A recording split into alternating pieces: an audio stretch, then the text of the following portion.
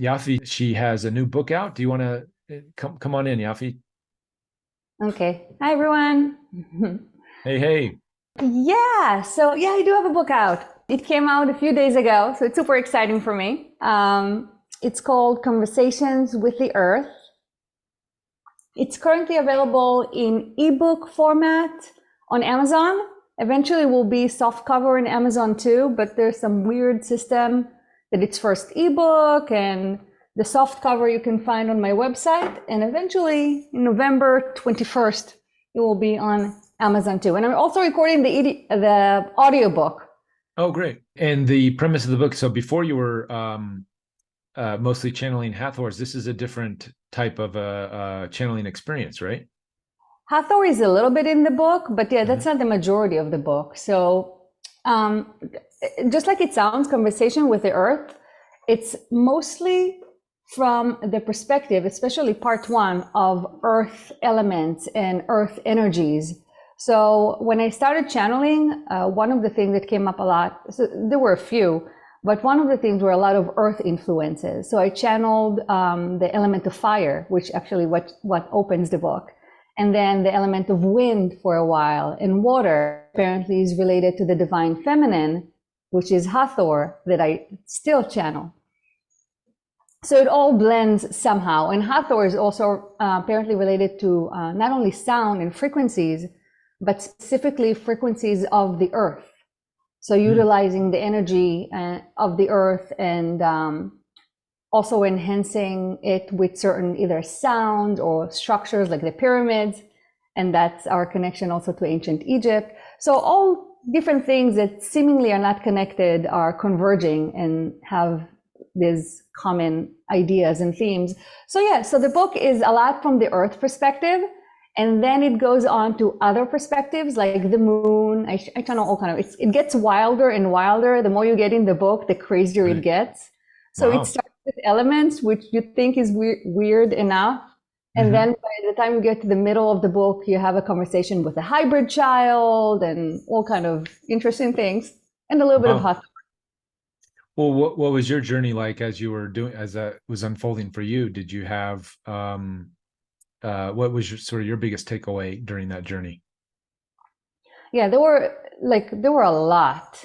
So I would say in terms of kind of the bigger picture, a lot about the water and the flow and the feminine. And the reason I'm saying the flow, because one big lesson or kind of a practice that came up with it from it is learning to go with the flow and learning to using the wind's words. It sounds funny even saying that. Uh, Choosing or taking the path of least resistance. Mm. So each element have very specific perspective and teachings, and of course they all somehow converge. But with the water, like I said, it's a lot about going with the flow and learning to be fluid and kind of go with everything and feel the energy. And it also connects to intuition, which is also very feminine.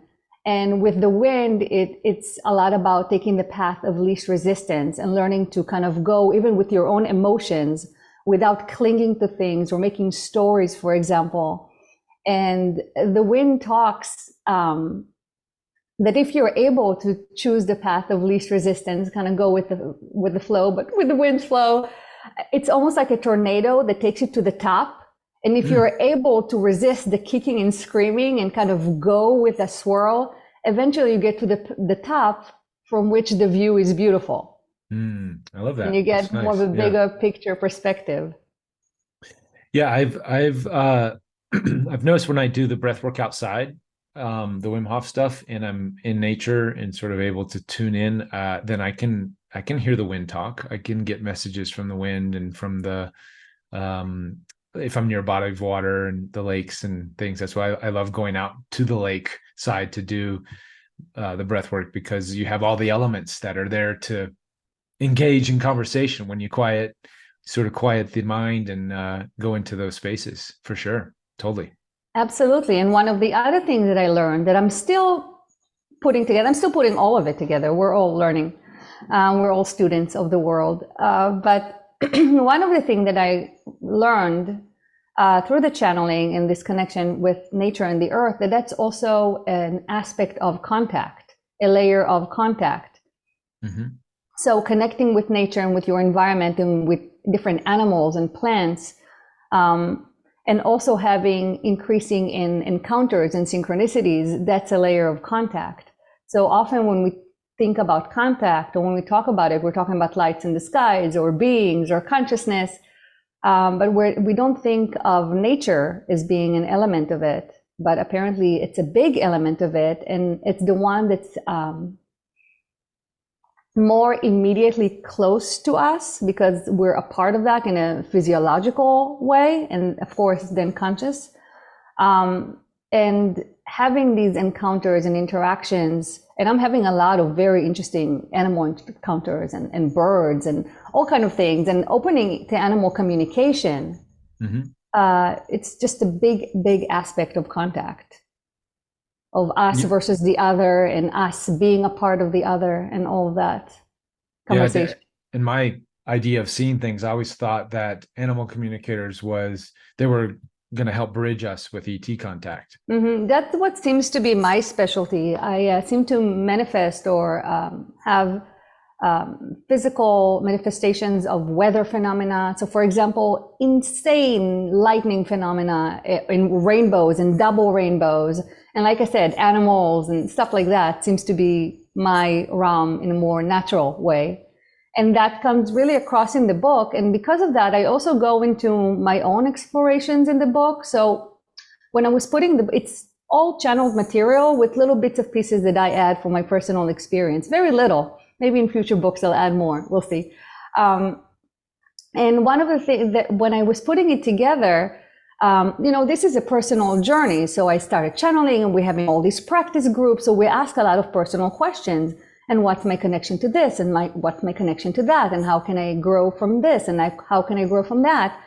And I was wondering if I should put things in the book that are about me. Like a lot of questions are like, what are my connection to the earth? And I decided to include all of these in the book because I am not that unique in that way. There are many, many of us here at this time that feel this connection to nature and the earth, and the curiosity to explore and to connect further and to grow. And of course, then we go to ET and all of that. So I'm not that unique in that way. Many of us have this deep connection to nature and the earth. And again, it's not only, but that's a big part of the book. So I decided to include that. And many of us feel connected.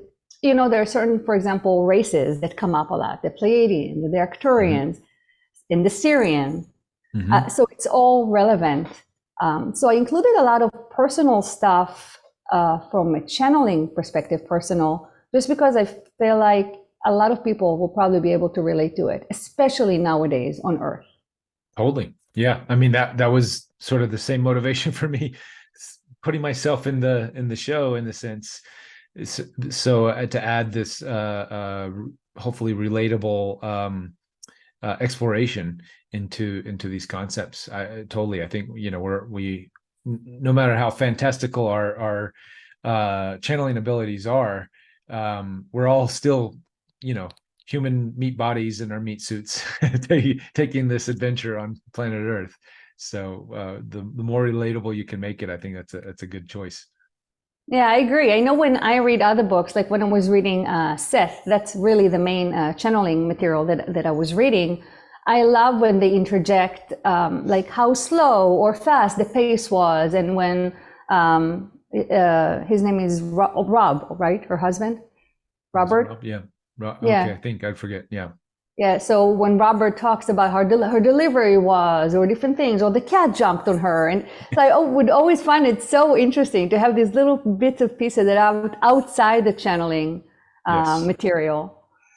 Yeah, it adds context. When we're just hearing straight from the ETs all the time, we're just like sometimes it's just like it's so you need those little moments to take a break, and then just like what just happened? Where am I? That was one of the things I was talking with Rob after this conference in Sedona. It was so packed in. It was 2 days. I mean, there was sort of like an intro day, but there was 2 days of channeling back to back, there was a little intermission where we had like a bathroom break and we could go pee and there's some sound bowls going, but there was hardly any time to get any food. And it was just so much like even me, and I'm like, I interview these channelers all the time. My head was like about to explode. And energetically we could all feel is off the charts, but you kind of need those little breaks in between to integrate for the human Exactly. side To of us ground. to be Exactly. Exactly. to Yeah. say. Yeah. So that's good. I'm looking forward to hearing your breaks and hearing the human side of your experience. That's awesome. Yes.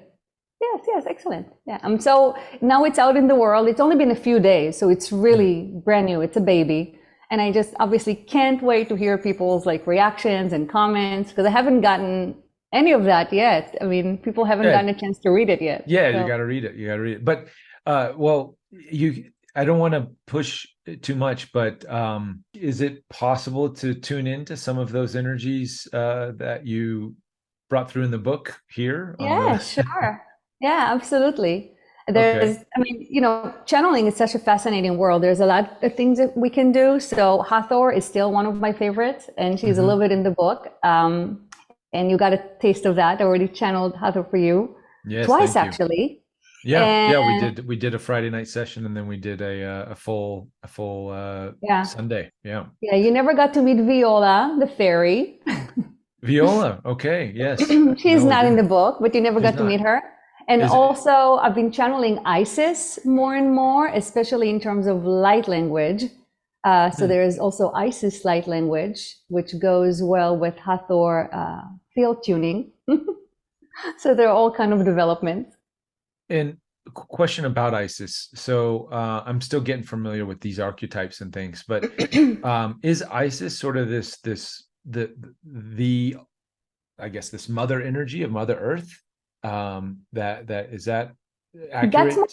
Hathor. That's more So, Hathor. Okay. yeah, so obviously there is some kind of overlap and blending. I think maybe because they work together Hmm. so much and have worked together for so much for so long. But Isis for me is more gentle. It's more about love. When I do personal energy healing work, she comes through on a regular basis. So she's definitely involved specifically with energy healing and with the energy of love. And Hathor is more energy of the earth. Um, she is she's the divine feminine, so there's very flowy and feminine, but she can also be very like guttural, like kind of a thick, strong, grounded earth energy. So Okay. actually, Hathor, from my internal experience when channeling, um, I would say almost has like a bigger range, and Isis has a more specific kind of a gentle love, Hmm. healing feel. Interesting. I thought maybe it'd be the opposite. Would you? Some people say like is like the Mother Mary energy, or I'm sorry, not Mother Mary, maybe Mary, like the actual being Mary, Jesus's counterpart there. Is that sort of an Isis type energy, or would that Oh, be that's a more good Hathor? question. Neither. So, Neither. Okay. so from I actually don't know where to put ISIS in terms of a box. I'm not Mhm. sure, but I know from Hathor. I know that Hathor they have Syrian lineage, so they come. Mm. So that's how they identify themselves. But again, also very intertwined with the earth and earth energies, especially the physical, electrical energy of the earth. It, Now, I was going yeah, to go say, ahead. how does that feel when it comes through, like the Hmm. differences? So the difference for me is easier to describe with the field tuning. So when I do Isis light language, even the pitch is high and it feels very airy and very high. Okay. And with Yeah. Hathor, you have that airy, flowy, but you also have, like I said, the more like lower chakras, earth groundedness. So it feels different in that way. I don't know if I'm answering the question well. Yeah. No, that does that helps. And then when we go to Viola, what's her name? Yes. What? How does that differ from that? So the other two. Yeah. So, oh, you were asking about Mary. Now I remember the question. Yeah. Okay, so to jump back, so from what I know, Jesus and Mary are actually Arcturians. So Ah, it's a okay. different lineage, different energy, although Mhm. Mother Mary does have the energy of love. So a lot of advanced beings, the main message and their main essence is of love, because that's what happens when you elevate your frequency to that extent. Sure. But there are differences in where they're coming from, in their lessons, in their experiences. So Mother Mary and Jesus, it's like a different slice of the pie than Hathor. And I think Isis goes with Hathor, but I'm not 100% sure on that. But Mother Mary and Jesus are definitely a different side there, different slice. Now, in terms of Viola, yeah, so she's a fairy and she has a very intense and bubbly energy. Okay. So both Hathor and Isis, even when they're intense, it's very airy. With Viola, it's more of a punch. She even speaks very fast. So it's a very different feel to her. And of course, their perspectives are a little different, although when I channel, I notice that the source can be pretty fluid, especially with sources that I'm more comfortable with and I've channeled a lot. They can go back and forth and they can switch and they can integrate. So, for example, if I'm channeling Hathor, but there is a question that would be best suited to be answered by Jesus, he may come through. He may just pop in and he may come through completely, or he may just blend a little bit of his energy just for that specific answer to be shaped the way that spirit that they think it should. And you mentioned field tuning. Is that how you get into the channeling state? What is field tuning? Field tuning is something that Hathor does to just making different sounds and sometimes chants, so it can change, but sometimes it just sounds. Um, and that's to basically clear our energy and kind of enhance our energy individually and as a group and have us resonate more coherently, which then amplifies our energy even more. Gotcha. Like an intention setting type, kind of creating a circle to Yeah, bring. but through sound. Yeah, That through sound. yeah. But Awesome. it's not necessary for my channeling. So I can just go right into whatever you want. And you want some elements maybe? Yeah, maybe is it possible, since you talked about flowing, could we flow maybe from one to another if that's okay? We can try and see. I don't know. Okay. Like the wind, we shall go the path Yeah, of least resistance and see what yeah, happens. exactly, exactly. We usually try to lead the way, but it's really them who are in charge. Well, it's Okay. really it's a cooperation. It's both Yeah. ways. All So right. let's start. Let's see. What would you like to call? Should I call the elements and see which element wants to come forth? Yeah, so we can sort of get a taste of your book, some of the lessons and teachings or energies that are in the book. That would be Hmm. nice. Sounds good. We'll do that. But I also want to put in a request for Viola if she's available, but I just to see what that's like. We'll see. We may have to break into separate sessions, but we'll see. Okay. All right. We'll see what happens. No expectations. Hmm. Okay. Let me sit with my feet on the floor.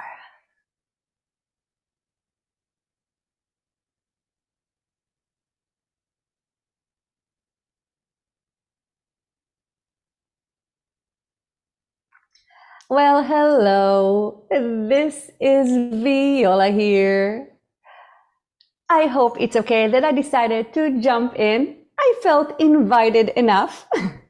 So I took this opportunity to come through and say hello. Hello, Viola. Nice to meet you in this way. Very nice to be here in this space. Excellent, excellent. Well, since you popped in, and since I think you kind of came by request, I think some other people in their chat here wanted to connect in with that energy, get a little more familiar with it. What's it like being a fairy? I imagine are you a fourth density fairy? Well, Yes, mostly reside in the fourth density. However, it is not a set density, as we do change our density based on what we're doing and who we're dealing with. So different activities call for different density levels. Oh, wow. So you're able to flow in and out. Exactly. Is that a trait that most of the fairy realm have? Absolutely, all of us do. We have to, it's a part of our nature. So that way we're able to interact with humans and with different animals on different levels, but also we're able to interact with plants.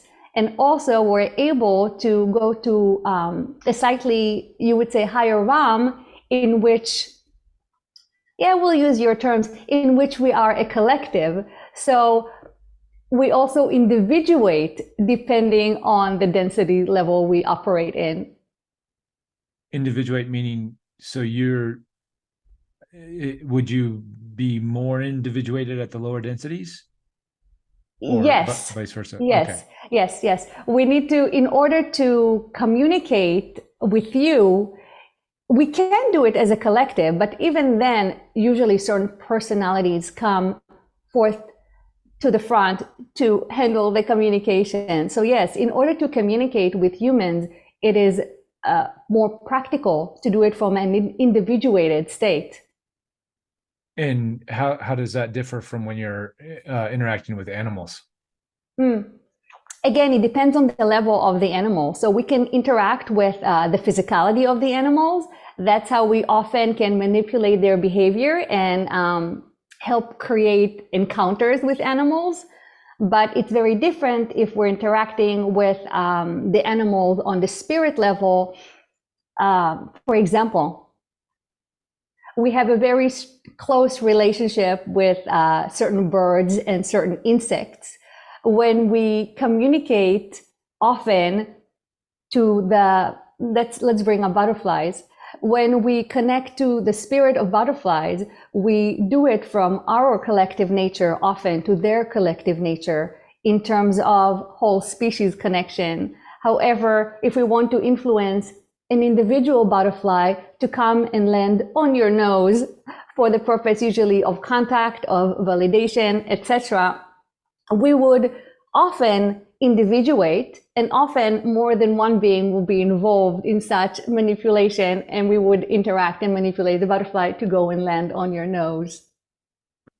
So when we're interacting with animals or insects in this way, then sometimes it could be a fairy energy. Often it is more than just that physical insect or physical being, yes. So if not fairy, some other energies involved, and as we said, often more than one. I see. Often it's a blending of energies. And when my cats, for example, are uh, seeing things that I can't see with my physical eyes, and they're playing and trying to, it looks like they're interacting with what I imagine fairies. Um, how does that work? What's happening there? Yes, so your cats, and they're not that unique in this way, indeed can detect not only fairies, but different elements and elementals and different nature spirits.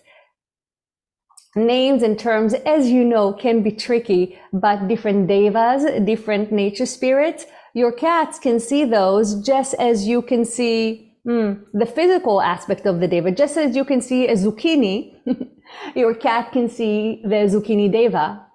And indeed, Right, they react and interact. And nature spirits often interact in a playful manner with animals such as cats. right.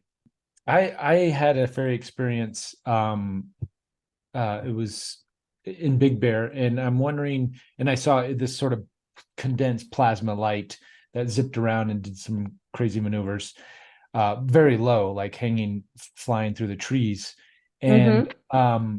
and instead of my first instinct, even though I didn't even at that time, I don't even think I believed in fairies, but in my mind, I right away I was like, that was a fairy. That Um, is why he showed himself to you, so you could see him. You were, how should we say that? You were playing with consciousness and perception. Yes, you were experiencing unusual experience, It let's was say my that first time day in doing that psychedelic period. mushrooms. Exactly. But Coming off of notice them, yes. exactly what we were going to say.